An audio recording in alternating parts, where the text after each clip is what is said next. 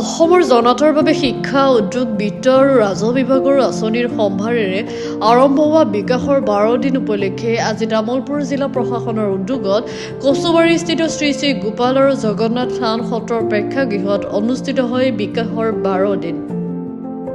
বিকাশৰ 12 দিন অনুষ্ঠানত অসম চৰকাৰৰ ক্ৰীড়া, যুৱ কল্যাণ, সংখ্যালঘু কল্যাণ আৰু উন্নয়ন বিভাগৰ মন্ত্ৰী নন্দিতা গালছা উপস্থিত থাকে। তামুলপুৰ জিলা আয়ুক্তই আদৰণি ভাষণ আগবঢ়ায়। সভাত পঞ্চায়ত আৰু গ্ৰামোন্নয়ন, হেণ্ডলুম, ৰাজহ আৰু দুৰ্যোগ প্ৰশমন বিভাগৰ দ্বাৰা নিৰ্বাচিত হোৱা হিতাধিকাৰীসকলৰ মাজত অনুদানৰ চেক বিতৰণ কৰা হয়। অনুষ্ঠানত উপস্থিত বিধায়ক জলেন দৈমাৰী, BTR কাৰ্যবাহী সদস্য ৰণেন্দ্ৰ নাৰ্জাৰী, MCLA পবিত্ৰ কুমাৰ বড়ো আৰু হেমন্ত কুমাৰ ৰাভা।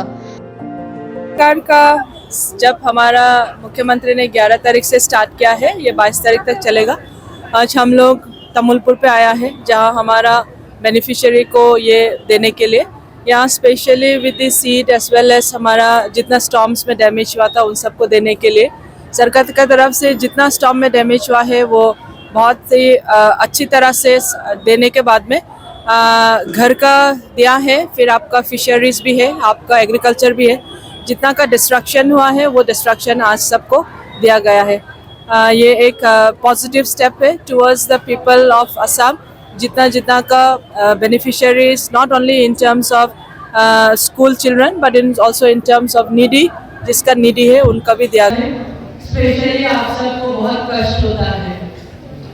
मैं खुद आप लोग देखा होंगे मंत्री डॉक्टर हेमंत विश्व शर्मा ने जितने भी फ्लड हुए हैं असम में, उस फ्लड में सिर्फ आप लोग को दुख नहीं किया है, जितने भी मंत्री हैं, जितने भी ऑफिसर्स हैं, सभी लोग फ्लड अफेक्टेड एरियाज में जाके पहुंच चुका है।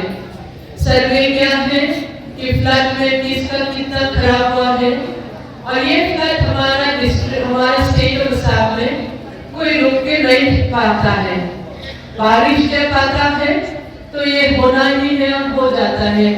लेकिन मुख्यमंत्री का ये सोच है कि अगर हम लोग उनको नहीं देखें तो कौन देखेगा, और इसीलिए आप सबको भी आज के दिन में हम लोग जो दुख आप ले के आए हुए हैं, जब आपका फ्लड हुआ था वो फ्लड को दुख में हम लोग आपका साथ में शामिल थे। সকলে আমাক প্ৰশ্ন কৰে যে আমি যোৱা বছৰ আমাৰ ইমান বানপানী কিছুমান ঠাইত হ'ল, কিন্তু আমি একোৱেই নাপালোঁ। যে আমাৰ ঘৰ ভাঙি গ'ল বানপানীত, আমাৰ খেতি নষ্ট হৈ গ'ল, আমাৰ মাছবিলাক বহুত গুচি গ'ল। তো এনেকুৱা বহুত কমপ্লেইন আমাৰ মাজত বা আমাৰ যিবিলাক বেনিফিচিয়াৰী আছে, যিসকলৰ তেনেকুৱা ক্ষতি হৈছে, সেইসকলে আমাক সদায় অৱগত কৰিছিলে। তো আমি কৈছিলোঁ যে আমাৰ মুখ্যমন্ত্ৰী ডাঙৰীয়া, আমাৰ অসমৰ জনপ্ৰিয় মুখ্যমন্ত্ৰী ডাঙৰীয়া এই ৰাইজৰ কাৰণে কাম কৰি আছে। ৰাইজৰ প্ৰতিটো স্তৰত গৈ আজি ৰাইজৰ হৈ কাম কৰি আছে। নিশ্চয় আমি যিসকল আমাৰ তেনেকুৱা ব্যক্তি আছিলে যিবিলাকে বহু নিজৰ সম্পত্তিবিলাক হেৰুৱাব লগা হৈছিল বানপানীৰ কাৰণে, এনেকুৱা মানুহক আমাৰ ডিপাৰ্টমেণ্টৰ পৰা আজি চিনাক্ত কৰি ইয়াৰ যোগেদি, আজি সভাৰ যোগেদি ইয়াৰ পিছ চেক কৰাৰ লগতে আমাৰ ডাইৰেক্টলি একাউণ্টত আমাৰ পইচা সোমাই দিয়া হ'ব। গতিকে আপোনালোকে চাব, আগতেও বহুজন মুখ্যমন্ত্ৰী হৈছে, আগতেও বহুত বানপানী হৈছে, আগতেও মানুহৰ বহু খেতি পথাৰ নষ্ট হৈছে, কিন্তু আমি যিমান দিনৰ পৰা বুজা হৈছোঁ, মই কিন্তু কেতিয়াও অসমৰ এনেকৈ দেখা নাই যে হাজাৰ হাজাৰ মানুহক মাতি যে আমাৰ ফিচাৰী বানপানীৰ মাছ যোৱাৰ কাৰণে চৰকাৰে পইচা দিয়া।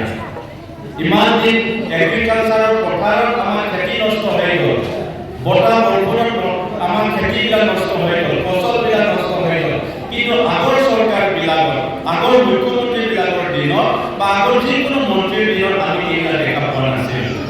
আপোনালোকে কোনেও দেখা নাই যে এনেকুৱা বিশাল এটা আয়োজন কৰি যে বেনিফিচিয়াৰী, যিসকলৰ খেতি নষ্ট হৈছে, যিবিলাকৰ ঘৰ ভাঙিছে, যিবিলাকৰ মাছ নদীৰ পানী গুচি গৈছে, সেইবিলাক মানুহক পইচা দিয়া আমি কেতিয়াও দেখা পোৱা নাই। তো ইয়াৰ কাৰণে মই সকলোকে অনুৰোধ জনাম, আমাৰ মন্ত্ৰী বাইদেউৰ কাৰণেও আৰু মুখ্যমন্ত্ৰী ডাঙৰীয়া